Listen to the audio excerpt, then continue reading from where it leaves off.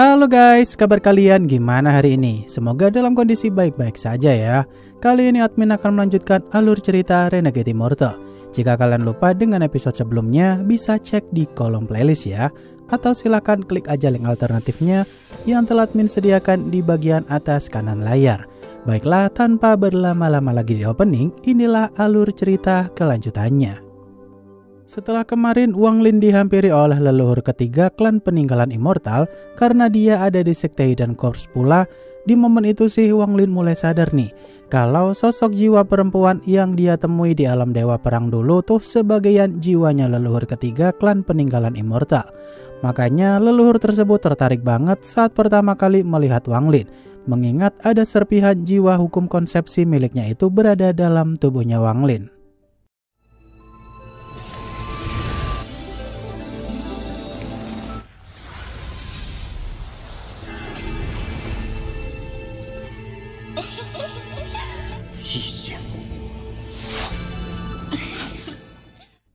Wang Lin yang saat itu meminta maaf setelah tahu identitas leluhur ketiga klan peninggalan Immortal itu. Di sini Wang Lin pun dihentikan sekali lagi saat dirinya mau pergi dari sana. Katanya sih leluhur klan peninggalan Immortal itu mau bermain bentar. Kemudian Wang Lin yang mengeluarkan panji 1 miliar jiwa miliknya di sana. Seketika leluhur klan peninggalan Immortal itu pun begitu kaget.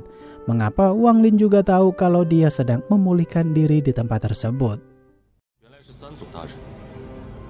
在先一族，我他们称我为内姬，只要你先做三祖大人，不再逗留，告辞。 Leluhur klan peninggalan Immortal itu yang membiarkan Wang Lin pergi dari sana. Ternyata dia masih belum rela tuh guys, kalau ada pria tampan dan kuat sangat membuatnya ingin memilikinya. Kemudian leluhur klan peninggalan Immortal itu pun mengeluarkan gulungan lukisan binatang jimat untuk menangkap Wang Lin. Di mana Wang Lin mulai sadar juga jika lukisan binatang miliknya tersebut ternyata bisa melakukan hal seperti itu.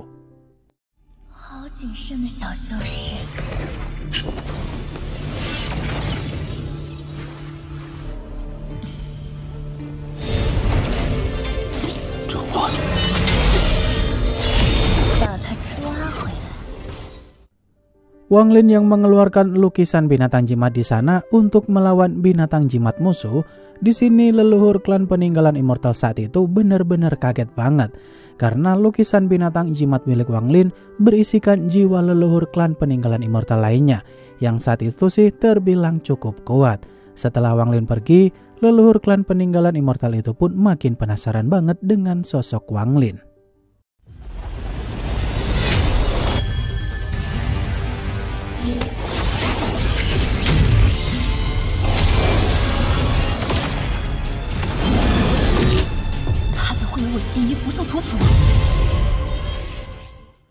Di sisi lain, Wang Lin yang pergi ke tempat Situnan untuk menunggu kebangkitannya.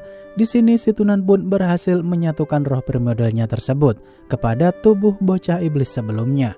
Dengan kekuatannya sekarang yang berada di ranah ascendant tahap awal, udah cukup banget untuk melawan Zhuchueze. Tanpa buang-buang waktu lagi, Situnan pun ngajak Wang Lin pergi mencari Zhuchueze sebelum dia menggunakan kristal hati kultivasi bintang.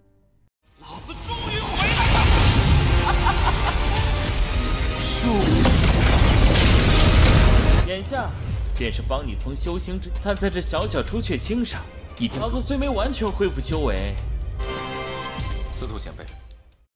Di sisi lain, para kultivator klan peninggalan Immortal yang bersatu memperkuat pohon reinkarnasi mereka. Ternyata para leluhur klan peninggalan Immortal tuh memanggil semua jiwa leluhur yang udah tewas untuk ikut join perang melawan negara Vermilion. Rencananya mereka mau mendengar keputusan Zhuchueze dulu, apakah dia mau membagi planet Vermilion jadi 2 dan memberikan kristal hati bintang, atau dia masih kekeh mau lanjut perang.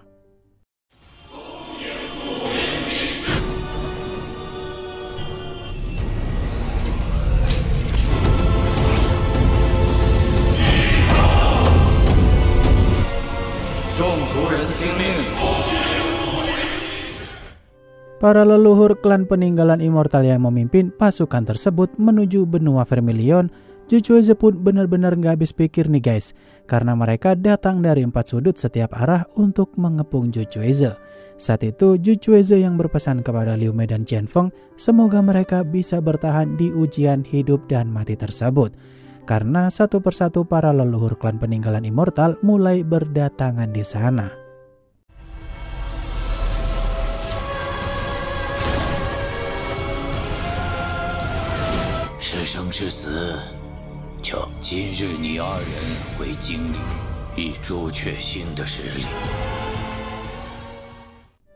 Para leluhur klan peninggalan immortal yang mulai mengepung Jujueze dari berbagai arah supaya nggak kabur. Di sini kakek Yun pun datang sambil bertanya, apakah Jujueze mau ambil jalur damai ataukah mau lanjut perang? Kata Jujueze, mending panggil jiwa leluhur pertama klan peninggalan immortal dulu, supaya baru mereka bisa berdiskusi nantinya. 在下迁夷族少族长。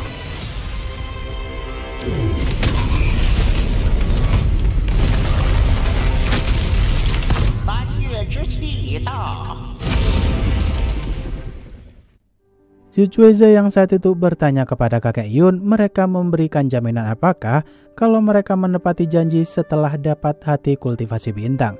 Karena jika hati kultivasi bintang itu dia serahkan, kemungkinan besar mereka hanya membebaskan jiwa kultivator klan peninggalan immortal aja. Kata kakek Yun, dia telah mempersiapkan kutukan perjanjian jiwa, di mana jika Jujueze dihabisi oleh pihak peninggalan immortal, maka semua orang di planet Vermilion akan musnah sesuai kehendaknya.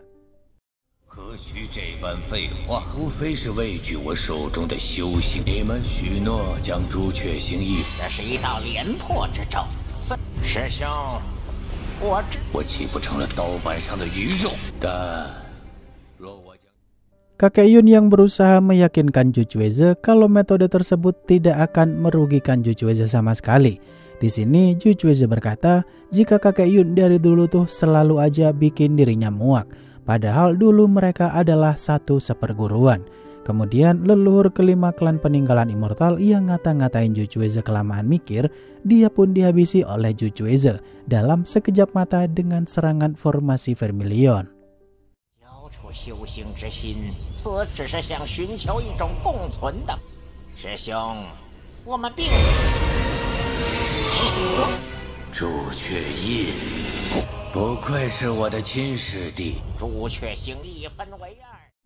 Semua orang yang begitu terkejut dengan kekuatan Jujueze langsung bisa menghabisi salah satu leluhur klan peninggalan immortal. Di sini kakek Yun pun memperingatkan Jujueze nih, kalau dia menggunakan serangan Vermilion beberapa kali lagi, maka dia akan mati konyol kehabisan umur saat menggunakan serangan Vermilion. Setelah itu Jujueze pun berkata jika Vermilion sebelumnya alias guru mereka berdua yang bernama Qian Pinghai telah salah memilih kakek Yun sebagai murid kebanggaannya.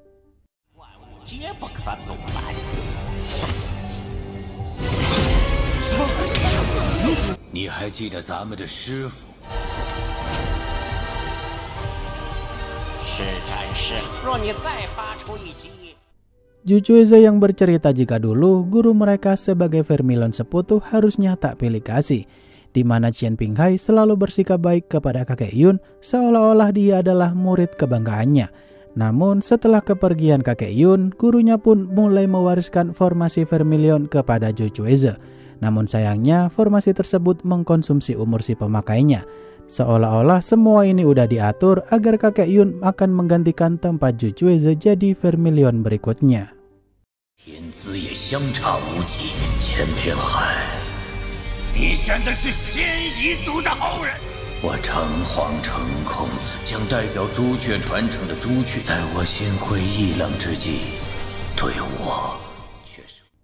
Jujueze yang saat muda dulu udah begitu muak dengan gurunya karena seperti mau dimanfaatkan doang.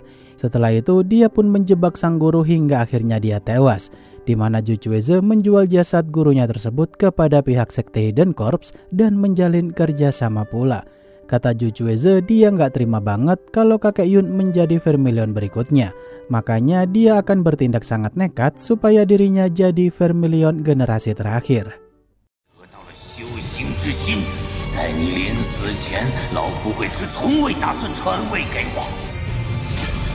老夫不恨，钱平海是卖给了石阴宗。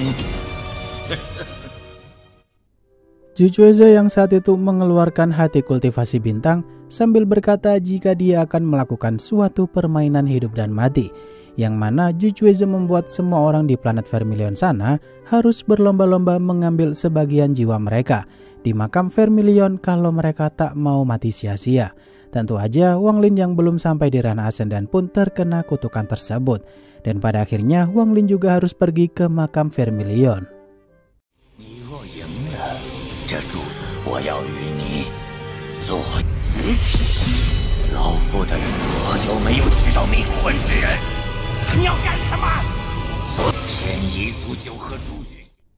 Zhuchueze yang saat itu memberi waktu 3 bulan di mana mereka harus mengambil sendiri sebagian jiwa mereka yang ada di makam Vermilion.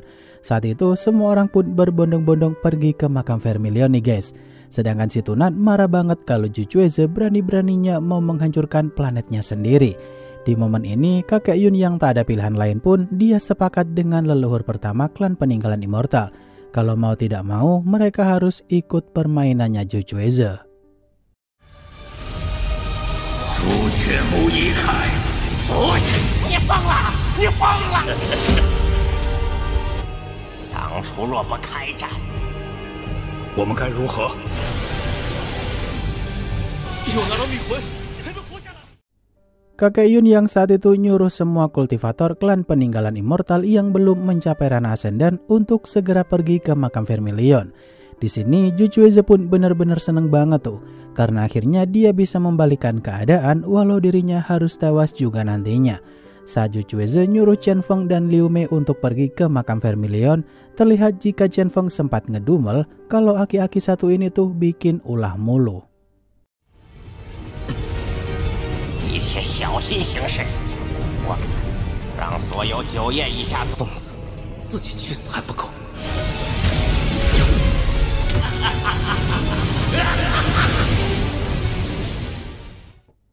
Zhuchueze yang saat itu ngasih isyarat kepada Chen Feng jika dia hanya perlu menggunakan kunci formasi Vermilion saat di makam Vermilion nanti. Sepertinya Zhuchueze mungkin mau mengorbankan Chen Feng supaya tetap hidup sih kayaknya, mengingat dia aja tega menghabisi gurunya sendiri. Yang bikin heran, Zhuchueze berkata jika keturunan Chen Pinghai punya akar spiritual yang sama. Kemungkinan Chen Feng adalah keturunan Chen Pinghai karena sama-sama bermarga Chen. 记得用朱雀玄阵，前锋。师尊，都可以保你，不论此战是胜。 Di sisi lain, Wang Lin yang diajak pergi oleh si Tunan ke tempat makam Vermilion. Di sana tuh Wang Lin pun diarahkan oleh si Tunan cara untuk mengambil sisa jiwanya yang kena kutukan hati kultivasi bintang. Yang mana Wang Lin saat itu diberikan slip giok buatan si Tunan sendiri, alias jika Wang Lin kesulitan, slip giok tersebut bisa mengirim Wang Lin keluar makam Vermilion dengan selamat. 通过那里进入内部，内部这朱雀木范围不大，分为内外。现在老子倒是没法进朱雀木，他能带你平安离开。若真遇到什么危险需要出来，找到星野便能出。 Di sisi lain, semua orang yang sedang menunggu antrian masuk ke makam Vermilion di sana, banyak dari mereka yang begitu keheranan banget tuh sama kedatangan Wang Lin, karena ranahnya tak bisa mereka rasakan. Saat itu ada seorang pemuda yang nyuruh Wang Lin untuk antri sesuai urutan kedatangan. Namun pria bernama Man Huang alias guru pemuda itu yang tahu jika Wang Lin bukanlah kultivator sembarangan, dia pun minta maaf atas tindakan muridnya tersebut.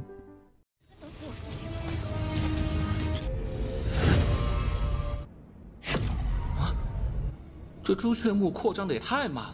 在下蛮荒难明，弟子在那些阴变期前辈进入后，便是轮到我来了。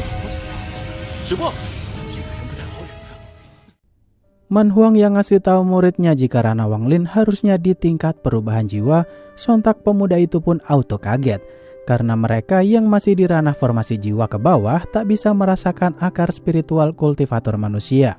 Mengingat kultivator perubahan jiwa tuh menggunakan energi abadi, bukan energi akar spiritual manusia lagi. Setelah Wang Lin masuk ke sana, Dewa Kuno Tuosen pun mengamati Wang Lin. karena saat itu dia mengendalikan tubuh salah satu kultivator yang ada di sana. 此人一起去翻根突破。察觉不出丝毫灵力，此人什么修为？为何弟子在他？我们是现在的魔，人根本看不出半点。 Waduh, kira-kira episode minggu depan apakah Wang Lin disamperin Dewa Kuno Tuosen? Ya, mari kita tunggu saja ya, karena episode selanjutnya tuh rilis minggu depan. Akhir kata, terima kasih untuk kalian yang udah nonton sampai akhir, dan sampai jumpa di video selanjutnya ya. Bye-bye.